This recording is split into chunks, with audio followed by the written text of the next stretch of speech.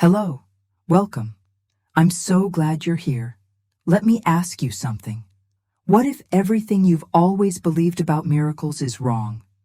What if those extraordinary events you've been told require divine intervention or special worthiness are actually the most natural things in the world?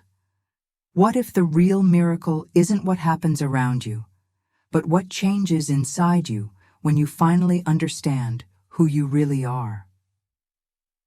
Our journey through A Course in Miracles is just beginning. If you watch the introduction video to this teaching, we've already uncovered the extraordinary story of how this masterpiece came to be. Today we're diving in where real transformation begins, but before we explore these life-changing principles, I want you to ask yourself, when you hear the word miracle, what comes to mind? We've been conditioned to believe that miracles are rare. Supernatural events, spontaneous healings, or interventions that happen to other people under special circumstances. We've been told they're rare, and we certainly shouldn't expect them in our own lives. We've learned to hope for them when we're desperate. A Course in Miracles is about to shatter those assumptions. What you're about to discover isn't just a different perspective on miracles. It's a complete revolution in understanding that has the power to transform your life. It begins with 50 principles. These aren't abstract philosophical concepts. They're insights that describe what's already true about you, about love, and about the nature of reality itself. They're not teaching you to create miracles, but helping you recognize that miracles are your natural inheritance. Think about the problems that keep you worried, the relationships that drain your energy, the fears that seem to have no solution, the patterns you can't seem to break. What if I told you that each of these challenges exists because you've forgotten something fundamental about who you are? What if the suffering you experience, whether it's anxiety, anger, loneliness, isn't caused by your circumstances? This is what makes studying A Course in Miracles so different from any other approach to personal growth or spiritual development. Most teachings focus on changing beliefs, improving circumstances, and managing emotions more effectively. The Course goes to the root, correcting the thinking that creates suffering, and here's where it gets really interesting. According to the Course, there's only one problem, which means there's only one solution. Every form of pain, conflict, every experience of separation or fear comes from the same root, a misunderstanding. The principles we're going to explore aren't just descriptions of how miracles work. They're blueprints for a completely different way of living. There are invitations to step out of a world where love is scarce, where peace is temporary, and where joy depends on circumstances outside your control, and enter a reality where these qualities aren't just natural, but inevitable. The principles of miracles will challenge assumptions you didn't even know you had.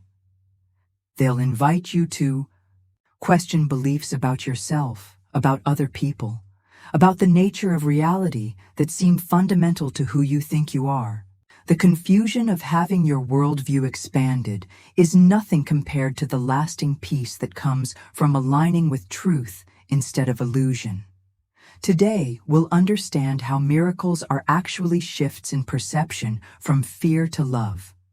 We'll discover why there's no order of difficulty in miracles, why healing a headache is no different from healing a broken heart, and why both are equally available right now.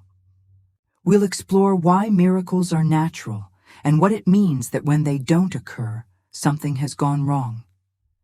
Miracles are expressions of love that create love.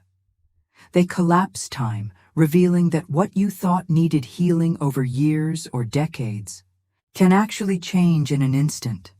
We will see why miracles are everyone's right, because you don't need to become worthy. You just need to remember the worthiness you never lost. We'll discover how understanding these principles begins to activate miracle-minded thinking. It's not about waiting for supernatural events, but about choosing love instead of fear in every situation. You don't need to believe everything. You don't need to abandon your current beliefs. What you need is simply to be willing to let these ideas flow into your consciousness and see what happens. They're not interested in converting your mind to a new philosophy. They're interested in restoring your awareness to what you already are. As we dive into these principles, remember that you're not learning to become someone different. You're simply remembering who you've always been behind all the layers of conditioning that taught you to believe in limitation, scarcity, and separation. You're reclaiming abilities that are as natural to you as breathing abilities that were simply covered over by a lifetime of learning what isn't true. So let's begin this exploration together. Let's discover what happens when you stop seeing miracles as rare exceptions and start recognizing them as expressions of your true nature. Let's find out what becomes possible when you understand that miracles don't mean changing the world around you, but changing the mindset with which you see the world. Are you ready to have your understanding of miracles transformed? Are you ready to discover that what you've been seeking has been waiting patiently inside you all along? Then let's dive into the principles that will show you just how natural miracles really are. Now that we've prepared our minds for understanding, let's dive into what A Course in Miracles calls the 50 Principles of Miracles. But before we explore the most transformative of these principles, I want you to understand these aren't rules you need to follow or concepts you need to master. Intellectually, they're descriptions of how love operates naturally when nothing blocks its expression. Think of these principles as laws that govern how consciousness works, how perception shifts, and how healing happens.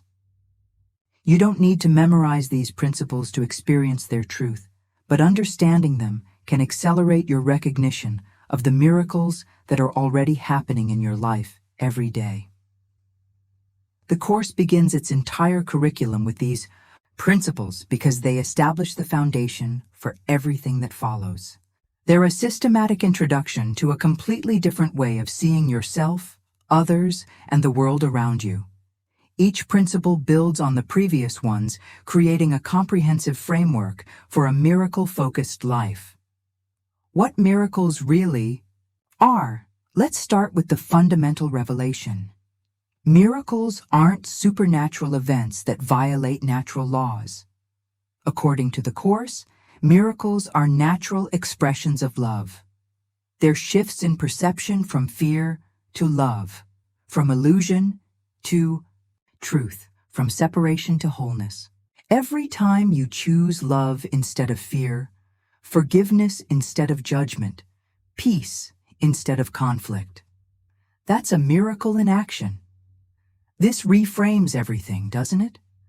Instead of waiting for external interventions, you begin to recognize that miracles are available in every moment, in every interaction, in every choice you make. The mother who finds patience instead of anger with her difficult child, that's a miracle. The person who responds to criticism with curiosity instead of defensiveness, that's a miracle. The moment you stop seeing someone as an enemy and start seeing them as someone who has forgotten their true nature, that's a miracle. The principles there are 50 principles, but I'm only going to share the principles that have proven most transformative for students around the world. Principle 1. There is no order of difficulty in miracles. This means that all miracles are equal expressions of love, and in their essence, they're divine acts that replace illusions with truth.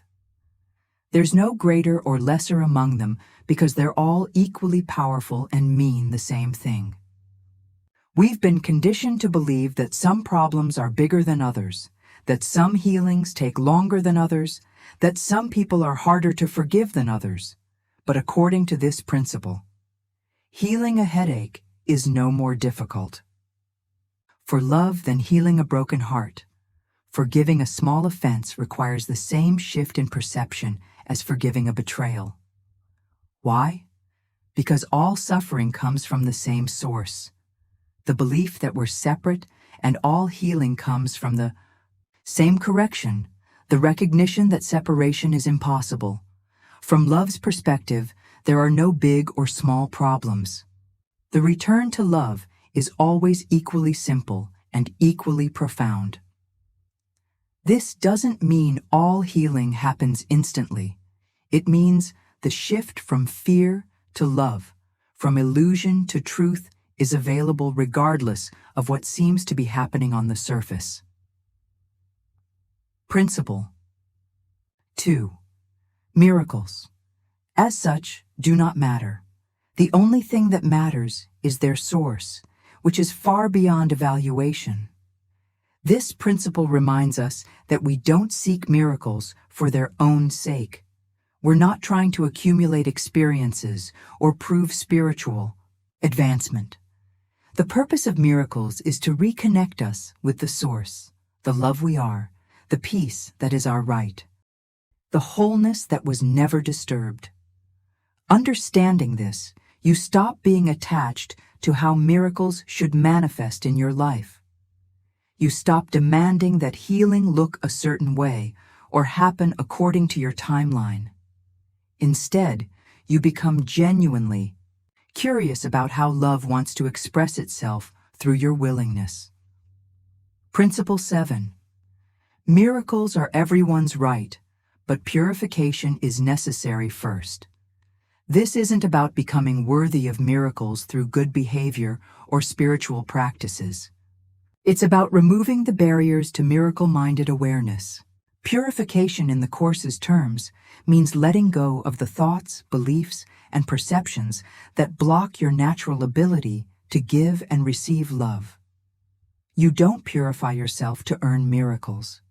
You purify your perception to recognize the miracles that are already everywhere around you and within you. It's like cleaning a window. You're not creating the light. You're simply removing what blocks your ability to see it clearly. Principle 21. Miracles are natural signs of forgiveness. Through, miracles, you accept God's forgiveness by extending it to others. This principle reveals the intimate connection between miracles and forgiveness. But we need to understand what the Course means by forgiveness because it's radically different from what most of us learned. Forgiveness, according to the Course, isn't overlooking someone's offenses. True forgiveness is the recognition that what you thought happened, separation, attack, harm, didn't actually happen. Forgiveness sees through the illusion of separation too, the innocence that remains untouched beneath all surface appearances. When you forgive this way, you're recognizing the truth about who that person really is, and in doing so, you remember the truth about who you are. This recognition itself is the miracle principle. 31. Miracles should inspire gratitude, not awe. You should thank God for what you really are. The children of God are holy, and the miracle honors their holiness, which can be hidden but never lost. This principle addresses a misunderstanding about our relationship with God. We've been taught to see ourselves as small, sinful, and separate from God, hoping for distant, miraculous intervention. The Course teaches something completely different: miracles. Honor what you already are, a beloved child of infinite love, temporarily confused about your identity, but never really changed by that confusion. When miracles happen, they're not proving your worth. They're revealing a worth that was never questioned. They're not making you holy. They're revealing the holiness that has always been your true nature. The practical revolution, understanding these principles, begins to revolutionize how you approach your day. Instead of seeking miracles out there, you begin to recognize your power to choose miraculous perception within yourself. Instead of waiting for circumstances to change, you discover that changing your mind about circumstances changes everything. Every situation becomes an opportunity to practice miracle thinking. Every person becomes a chance to forgive. Every challenge becomes an invitation to choose love instead of fear. The principles of miracles don't describe a distant spiritual ideal. They reveal capacities that are already yours, abilities that are as natural to you as breathing, but that have been covered over by layers of conditioning that taught you to believe in limitation. As we continue our exploration of Chapter 1, we'll discover how these principles translate into practical approaches for healing relationships, finding inner peace, and living with the kind of joy that doesn't depend on external circumstances. But first, let these ideas settle into your consciousness. Notice what resonates. Pay attention to any resistance that arises. Both responses are valuable. Information about where you are in your miracle journey, bringing miracles into daily life. Now that we understand what miracles really are, shifts in perception from fear to love, the question becomes, how do we apply this understanding to our messy, complex daily lives? How do we move from theory to transformation? How do we become miracle workers in a world that seems designed to keep us stuck in fear, judgment, and separation? This is where theory meets practice. Understanding the principles of miracles intellectually is just the beginning. The real work and the real joy comes from learning to apply these insights, moment to moment, relationship to relationship. Challenge to challenge. It's not about perfection, it's about practice. And every day offers us countless opportunities to choose miracle-minded perception instead of the ego's interpretations. Recognizing miracle moments. The first step in performing miracles practically is learning to recognize the moments when you have a choice. These are the ordinary moments in your day when you can choose between two different ways of seeing what's happening. Someone makes a critical comment during a meeting. In that instant, you have a choice. Interpret their words as an attack that requires defense, or recognize that criticism might come from their own fear or pain.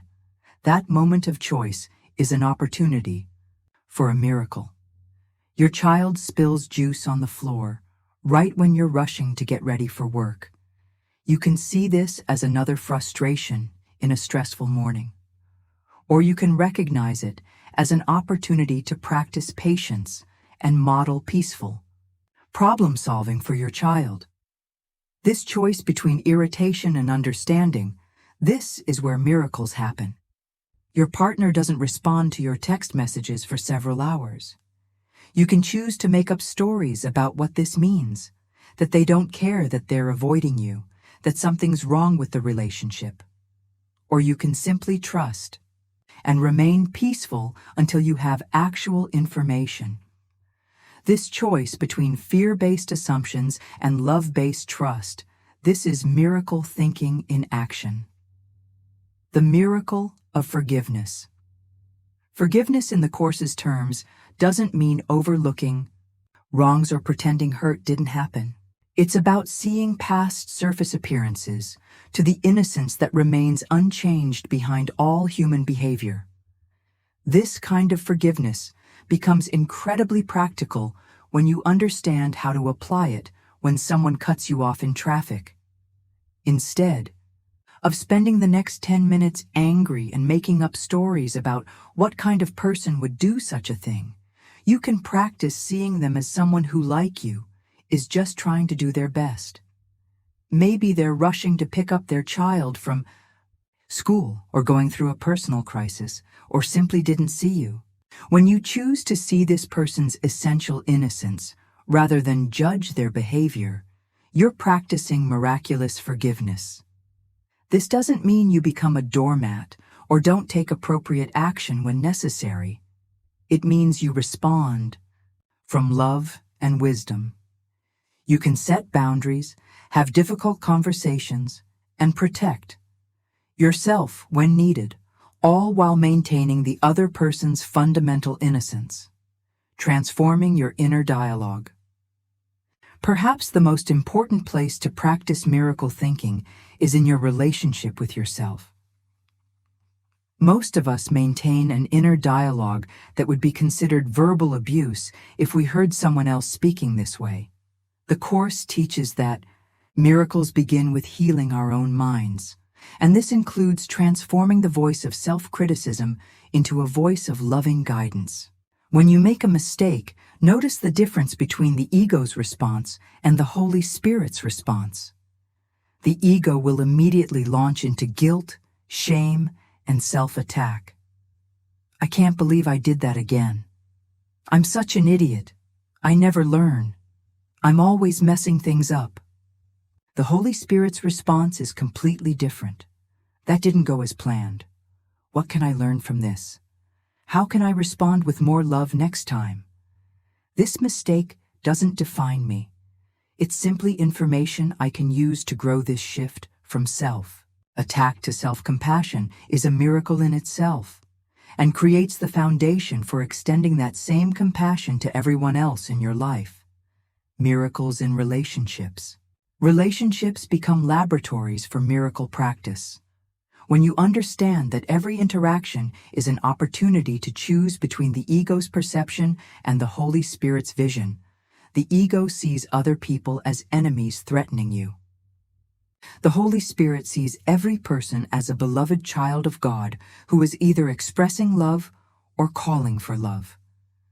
When your teenager slams their bedroom door and yells, "I hate you," you can choose to take it personally and respond with anger, or you can recognize that behind their harsh words is fear, confusion, and pain. That has nothing to do with you. Your choice to respond to their call for love instead of their words can transform the entire interaction. When your spouse is in a bad mood and starts criticizing everything you do, you can choose to defend in yourself and escalate the conflict, or you can step back and see their behavior as a sign that they're struggling.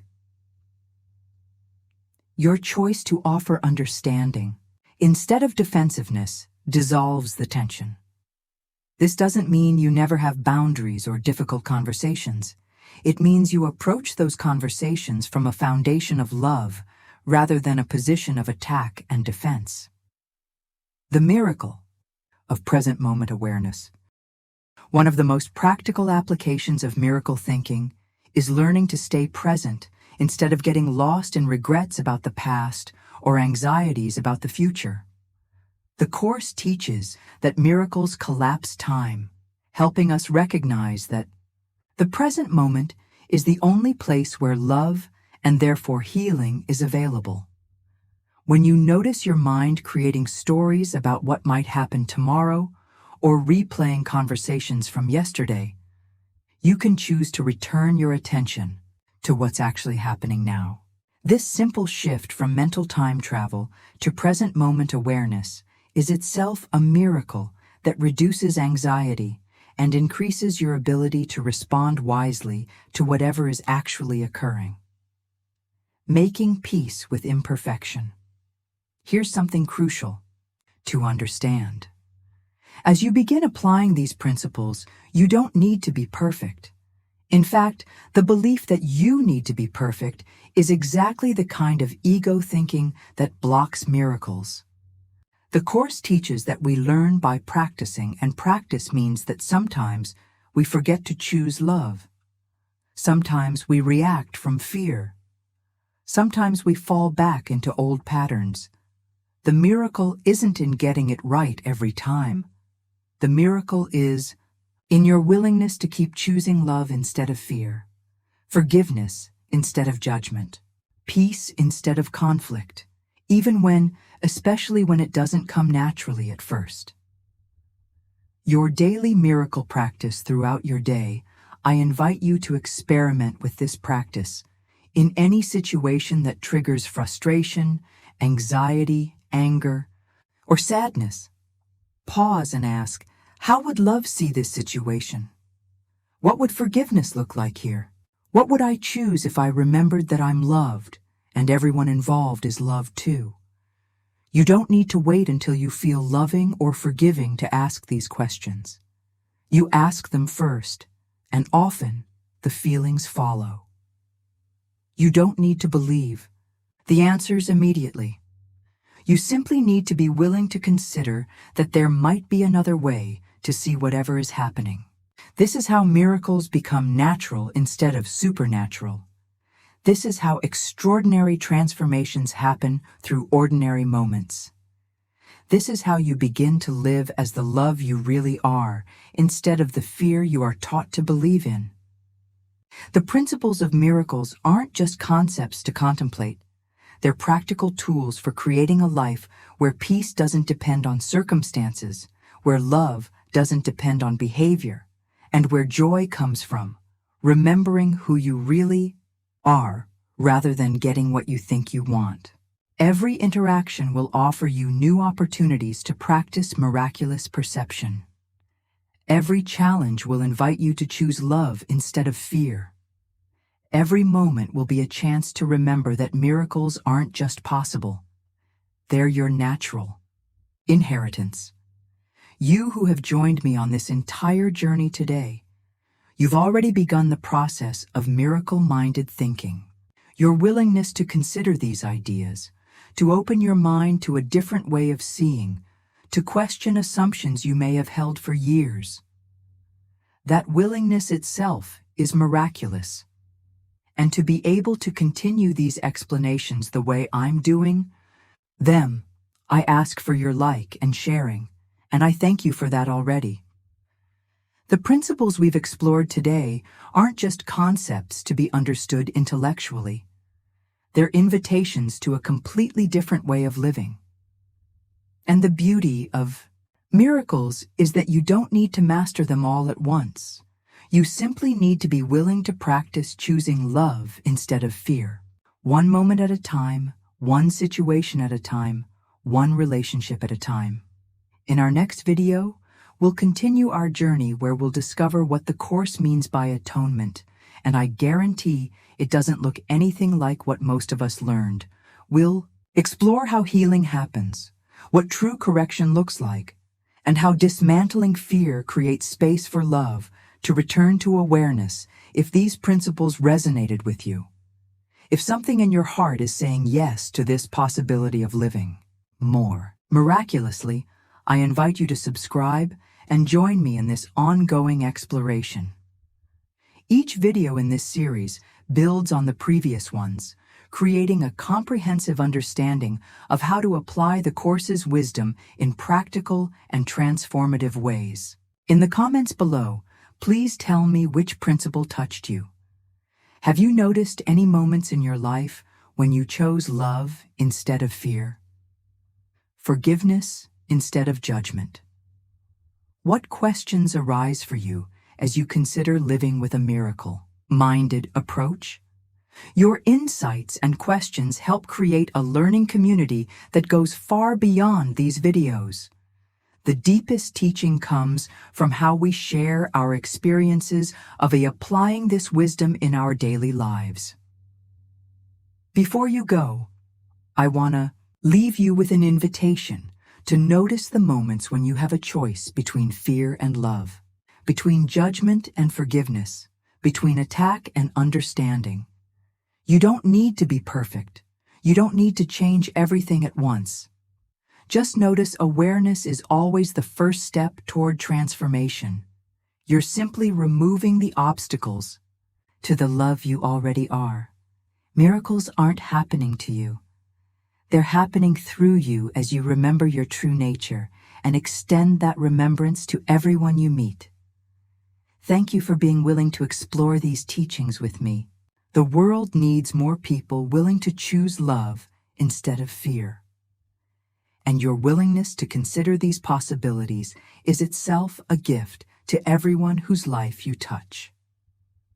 Until our next exploration together, may your days be filled with opportunities to practice miraculous perception, and may you discover just how natural and extraordinary love can be. See you soon.